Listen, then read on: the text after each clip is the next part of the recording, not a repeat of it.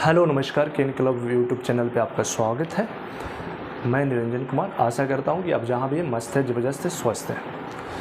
तो आइए आज कक्षा 10 का एक चैप्टर है त्रिकोणमिति, उसके बारे में हम लोग पढ़ते हैं। कक्षा 10 का जो चैप्टर त्रिकोणमिति है ये बहुत ही इम्पोर्टेंट चैप्टर है, त्रिकोणोमेट्री। बोर्ड एग्ज़ाम के दृष्टिकोण से देखा जाए तो काफ़ी इम्पोर्टेंट चैप्टर है, इससे बहुत सारे प्रश्न पूछे जाते हैं।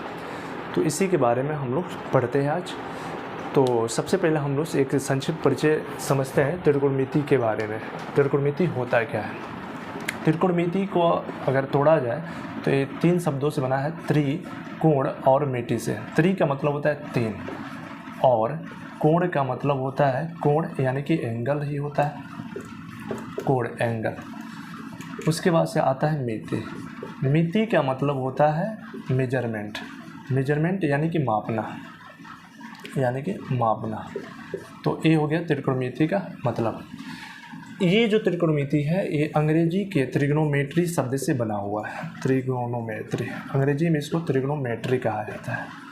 ट्रिग्नोमेट्री जी, त्रिकोणमिति को इंग्लिश में ट्रिग्नोमेट्री कहा जाता है। इसको अगर हम तोड़ें तो ये ग्रीक जो भाषा है उसके त्रिगोण और मेट्री से मिलकर बना होता है, जिसमें ट्री का मतलब होता है 3 और 3 का मतलब होता है 3।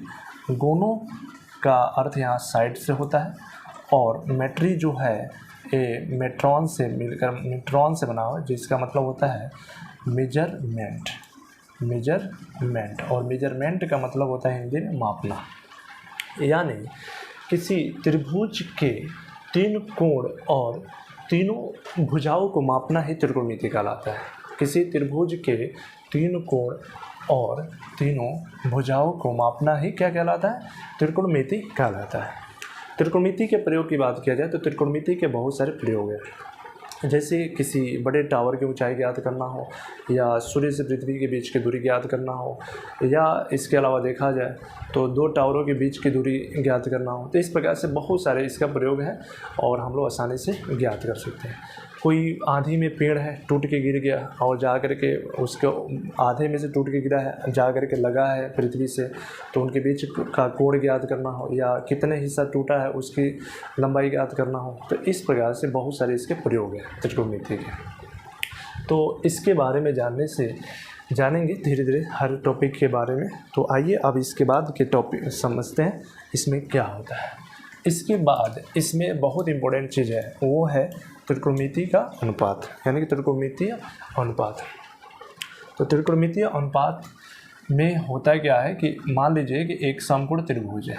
त्रिकोणमितीय अनुपात, मान लीजिए कि एक समकोण त्रिभुज है और इस समकोण त्रिभुज का नाम है ABC, जहाँ कोण B जो है वो हमारा एक समकोण त्रिभुज है और इस पे हमें वर्क करना है। तो समकोण त्रिभुज में जो भुजा ऊंचाई की जैसी दिखती है उसको हम बोलते हैं परपेंडिकुलर यानी कि लंब। इसको बोलते हैं लंब, परपेंडिकुलर साइड यानी कि लंब।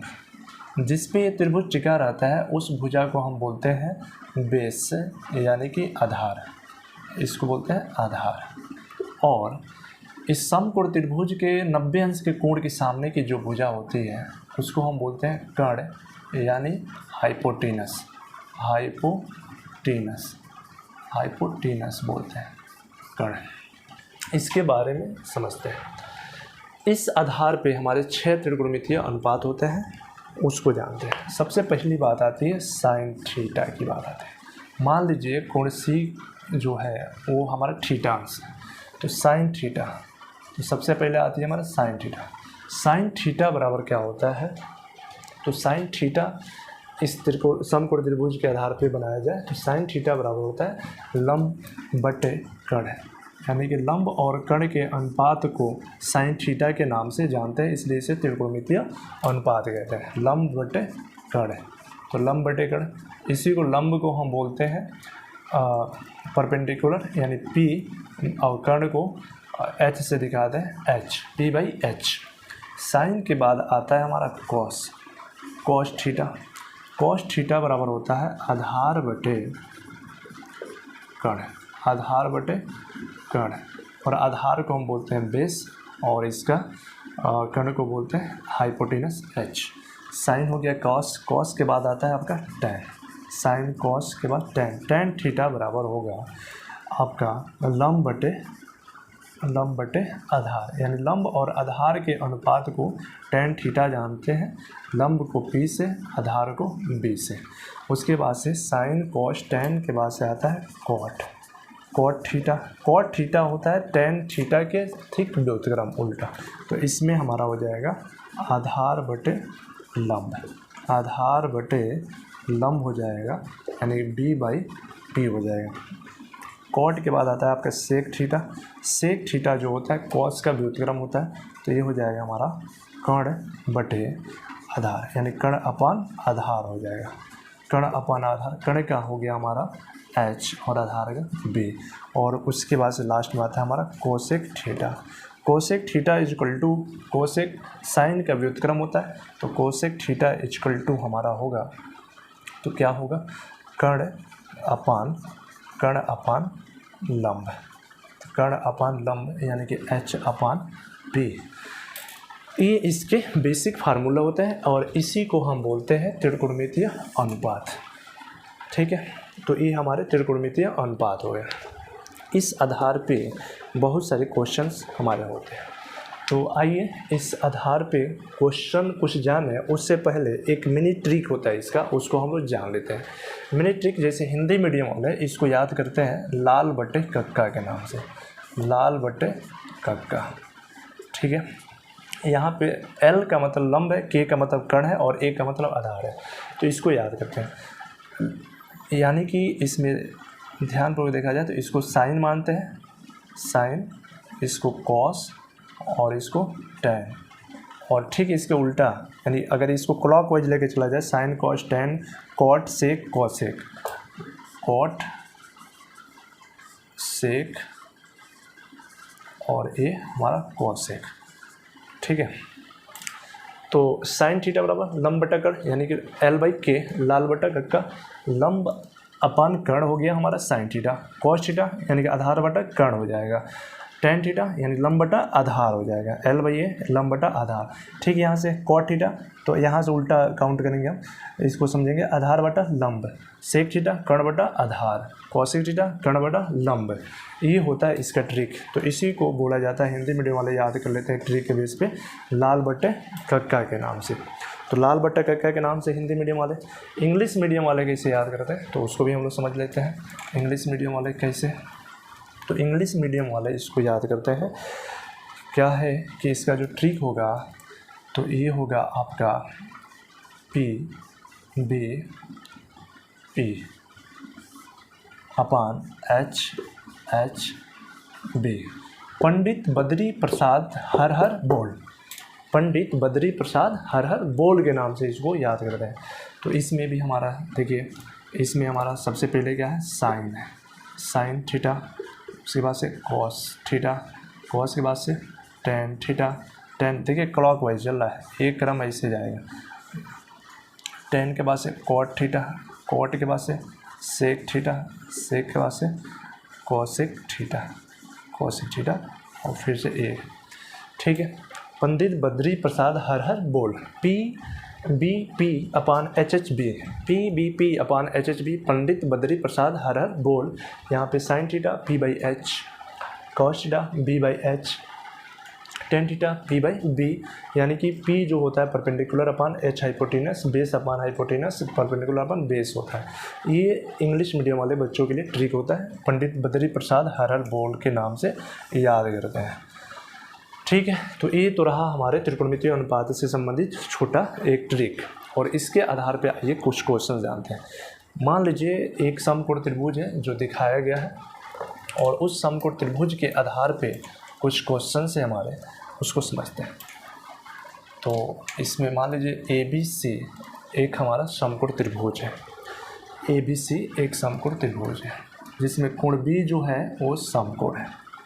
ठीक है, कोण B जो है वो हमारा समकोण है, और इस आधार पे बहुत सारे क्वेश्चन पे वर्क करना होता है।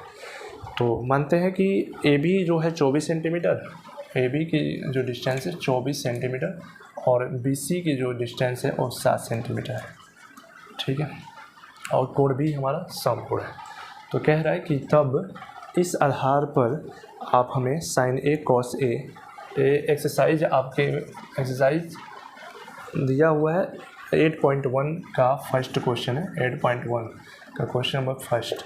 तो इस आधार पे 2 क्वेश्चन बनाया है कि अगर ऐसा है तो साइन ए और कॉस ए ज्ञात करें। साइन ए कॉस ए ज्ञात कीजिए। और एक इसी में क्वेश्चन दिया है वह है साइन सी कॉस सी ज्ञात करने के लिए। तो ये हमारा एक समकोण त्रिभुज है ABC और इस समकोण त्रिभुज के आधार पर इन दोनों क्वेश्चनों को ज्ञात करना है। इसमें सबसे इम्पोर्टेंट चीज़ ये होती है कि जो भी कोण दिया होता है उसको सबसे जरूरी चीज़ होता है समझना। जैसे पहला क्वेश्चन में हमारा साइन ए के जिक्र किया है, यानी इसमें कोण हम साइन ए से जिक्र करेंगे। इसमें देखा जाए तो कोण ए हमारा कहाँ पे है, यहाँ पे। तो जिस कोण की बात करता है उस समय उस कोण के सामने वाली भुजा जो होती है लंब के रूप में काम करती है, ये ध्यान देना होता है। जिस समय जिस कोण की बात करेगा उस समय उस कोण के सामने वाली भुजा लंब के काम करेगी। यानी कि अभी बात हो रही है कोण ए की। अब आपका त्रिभुज जैसा भी बना हुआ समकोण त्रिभुज होना चाहिए और उसमें अगर कोण इधर है चाहे इधर इस कोण की, यानी ए और सी कोण बचे, क्योंकि कोण बी जो है 90 अंश है, तो उसके अलावा जो शेष कोण बचे हैं न्यून कोण के रूप में ए और सी बचे हैं, इसी पे पूछा जा रहा है। तो जिस समय जिस कोण की बात किया जाता है उस समय उस कोण के सामने वाली भुजा लंब के रूप में काम करती है। तो साइन ए पूछा है, तो ध्यानपूर्वक देखा जाए तो लिख देंगे यहाँ पे दिया है क्या किया दिया है, कोण ए के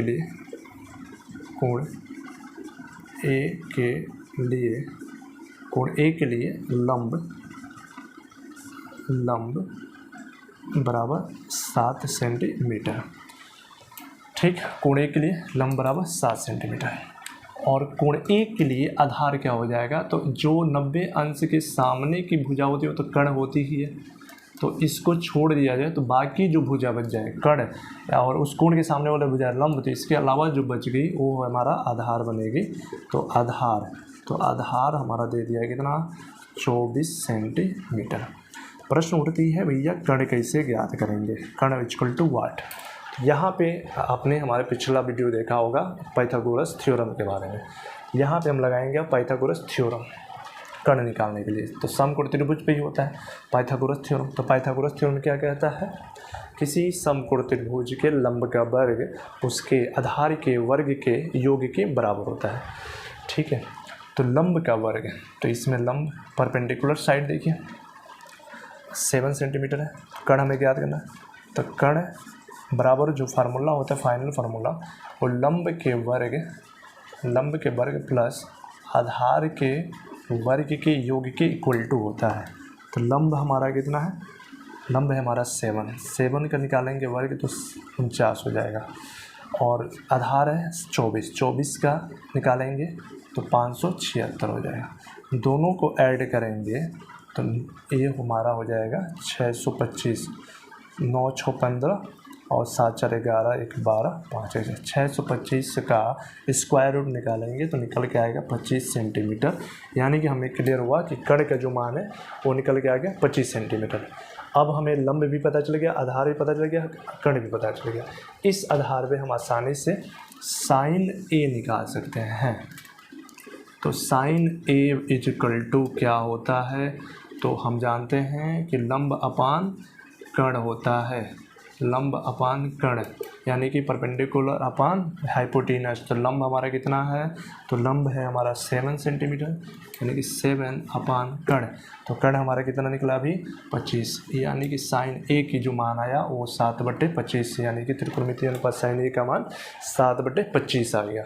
इस आधार पर साइन ए हो गया तो कॉस ए अभी हम लोगों ने फार्मूला पढ़ा, तो कॉस ए बराबर क्या होगा, तो वही लाल बटा कक्का या पंडित बद्री प्रसाद हर बोल्ड वाला याद करिए। तो कॉस ए का मतलब होता है यहाँ पे आधार बटे कण होता है। तो आधार हमारा कितना है 24 और कण कितना निकला 25। ये हो गया इसका आंसर। अब प्रश्न उठता है कि भैया साइन ए कॉस ए तो हमने निकाल दिया, अब तो प्रश्न फंसता है साइन सी और कॉस सी। अब बच्चे यहीं पे मिस्टेक करते हैं, सेम कंडीशन अप्लाई कर देते हैं, जो कि सवाल गलत हो जाता है। अब यहाँ पे कोण की जिक्र करेंगे। कोण हमारा क्या दिया सी, तो अब इसमें पकड़ेंगे कोण सी कहाँ है, तो यहाँ है कोण सी। अब इसको मिटा करके समझते हैं इसको आगे। कोण सी आ गया। अब कोण सी के लिए बात करें, कोण सी, तो कोण सी की बात होगी तो कोण सी के सामने वाली भुजा लंब की काम करेगी। कोण सी के सामने वाली भुजा लंब की काम करेगी। तो अब हमारा लंब बराबर कितना हो जाएगा 25 सेंटीमीटर। और आधार जो इस कोण से लगे होते हैं, कण जो होता है वो कण ही होता है, तो आधार हमारा कितना हो जाएगा 7 सेंटीमीटर। और इस आधार पे कण बराबर सेम कंडीशन होगा, कण का भी वैल्यू कितनी आएगी 25 सेंटीमीटर। तो सेम सॉल्यूशन किया है कोण सी के लिए। तो कोण सी के लिए हमारा बना, तो कोण सी के सामने वाली भुजा लंब का काम कर रही है और बाकी जो कण थी वो कण का कण ही रहता है, शेष जो भुजा बच गई वो हमारा आधार बन जाती है। ठीक है, यही याद करने वाली चीज़, समझने वाली चीज़ होती है। अगर ये कंसेप्ट समझ में आ जाता है तो चीज़ें आसान हो जाती है। कब इसी में कन्फ्यूज कर देता है, कभी कोण ए का मान दिया रहेगा, कोई पूछ देगा साइन बी का मान ज्ञात कीजिए, साइन ए का मान ज्ञात रहेगा, तो यही चीज़ समझना होता है। तो अगर ऐसा कभी भी क्वेश्चन आए तो इसमें ध्यान देना होता है कि उस जिस कोण की बात करें उसका एक फिगर बना दीजिए समकोण त्रिभुज का, और उसमें जिस कोण की जिक्र करें उस कोण के सामने वाली जो भुजा होगी वही हमारा लंब होती है। तो इस आधार पर ये सवाल बनेगा। तो इसमें जो क्वेश्चन बी है तो ए हो गया। तो बी के लिए हमारा क्या हो गया, बी के लिए, तो ये बी के लिए हमारा साइन सी है, तो साइन सी बराबर लंब बटा कण। तो इसमें लंब कितना है 25 है, 25 पर कण 24 है। और कॉस सी इक्वल टू, तो कॉस सी के लिए आधार भाई कण होंगे, आधार कितना 7 अपन कण क्या है, एक मिनट, यहाँ पे 24 अपन 25 है, 25, ये इसका आंसर हो जाएंगे। तो ये रहे आपके इस एक्सरसाइज से संबंधित एक क्वेश्चन। मैं आशा करता हूँ इससे रिलेटेड जो भी क्वेश्चन है उस पर आप वर्क करेंगे और आपको ज़रूर समझ में आएगा। जो भी क्वेश्चन समझ में आता है उसको आप कमेंट जरूर करेंगे, ताकि हम आगे की वीडियो में उन सारे क्वेश्चनों को लेकर चलेंगे और आपका उसमें हेल्प मिलेगा और आप अच्छे से तैयारी कर पाएंगे। धन्यवाद, थैंक यू।